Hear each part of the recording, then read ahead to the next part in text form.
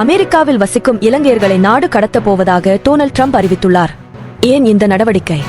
அமெரிக்காவில் சட்டவிரோதமாக குடியேறியவர்களை அடையாளம் கண்டு கைது செய்து நாடு கடத்தும் நடவடிக்கைகளில் டொனால்ட் ட்ரம்ப் நிர்வாகம் தீவிரம் காட்டி வருகின்றன.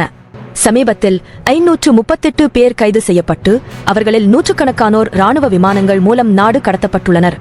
இவ்வாறு கைது செய்யப்பட்டவர்களில் பயங்கரவாதிகள், குற்றவாளிகள் மற்றும் சிறார்களுக்கு எதிராக பாலியல் குற்றங்களில் ஈடுபட்டவர்கள் அடங்குவர் என அமெரிக்கா தரப்பில் குறிப்பிடப்பட்டிருந்தது.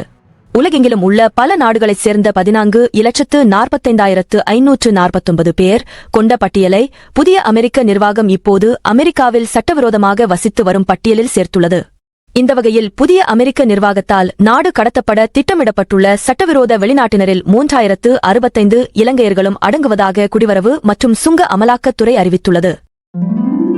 இஸ்ரேலினால் மூடப்பட்ட ரபா எல்லை கதவு இன்று திறக்கப்படுகிறது. எகிப்திலிருந்து மிக விரைவாக காசாவுக்குள் பயணிக்கக்கூடிய ரபா எல்லை கதவு இன்று திறக்கப்பட்டு போக்குவரத்திற்கு வழி செய்யப்படுகிறது. இதன் மூலம் காசா மக்களுக்கான மனிதாபிமான நிவாரண உதவிகள் மற்றும் அடிப்படை வசதிகளை இலகுபடுத்தவும் மருத்துவ வசதிகளை பெறுவதற்கும் வழிவகுக்கும்.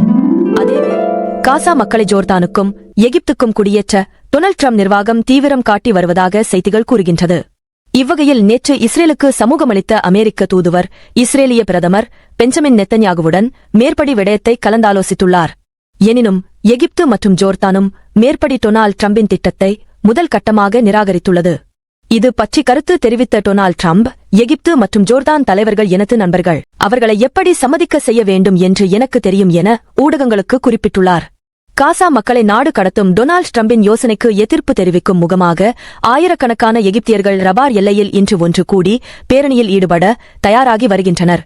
டொனால்ட் ட்ரம்பின் இவ்விடயத்திற்கு கத்தார் மிக கடுமையான எதிர்ப்பை வெளியிட்டுள்ளது. இது பற்றி ஈரான் குறிப்பிடும் போது, அமெரிக்காவின் நீண்டநாள் கனவுகளில் ஒன்று டென்மார்க்குடைய உலகின் மிக பெரிய தீவான கிரீன்லாந்தை டென்மார்க்கிடமிருந்து பணம் கொடுத்து வாங்கிக் கொள்வது அல்லது ஆக்கிரமிப்பது என்ற திட்டம்.